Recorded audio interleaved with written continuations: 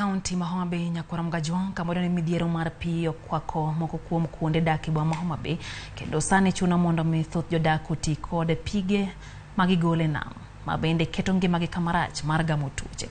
Kaka ripota mar Homa Bay Halia Beach leronwa kambi ma ochung'ne keyo pi maler e bomano Homa to sayo wego rak mago maloso apaya kuom chodo dundu ma keyo pi ne jopiny.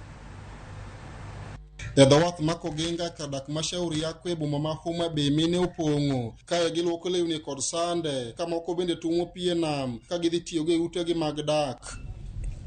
Gin kod luoro ni pi ma ochido masane gitiyogo kawuok e nam lolwe nyalo kelo negi chandruok mag tuoche. Sida ma wan godo kae Sauriako waka en pi. Pi wani odwanyore olil, waonge pi modho, waonge pi maler minyal tedo. An sani asombo mana pi nam ni ema tedogo to ema kete yath tamodho. Sani pampas ya malo ma nyithindo dhi oko ka koth ochwe gibiro giolore e nam kae. To pigni be mwatedo godo, te mwaluoko godo, te mwamodho. Chuno wan wanyiewo nyaka yath mwakete pigni korka wamodhe. Koro wakwayo sirikal mondo konywa e wach pi wani mondo kata tank mano ket malo kachacha. Sani tank no pi onge. Kardak mashauri yako emane piny owacho mamalo ne osidho chako tich chenro mar keyo pi ne jopiny ma ong'ere ni Homa Bay Cluster Water Project mane omuonyo bilion 1.8 ka jodak to ywak ni chenro mar pino pok okonyogi. Pi ni ema wane gi problem sani wabiro luoko nam to kowinjo be ni waluoko nam ka. Project ni nokele no winjo be ni waluoko e dhoudi, winjo be ni pi pump no wanyake dhoudi e lendni. Mano pok otimore. Kora agombo ni sirikal ma Homa Bay kanyalo timonwa mano to dokonyo wa joma mine. Wach pigni koro osebedo story.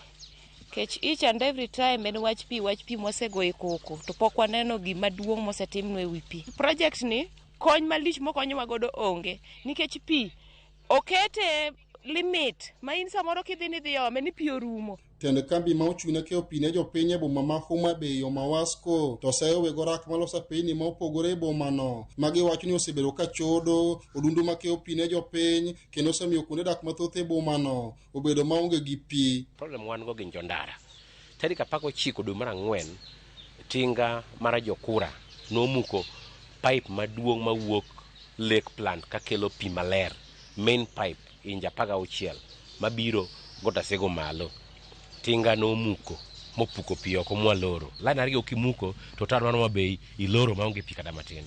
Waseyware gi jowagi mono winjore ne ginyiewo pipe. Ka gisenyiewo pipe wajak wayware mana adhi mamako nyaka gigegi. Loko ginga kanyo en intake molose wathiedhe pi duok maler.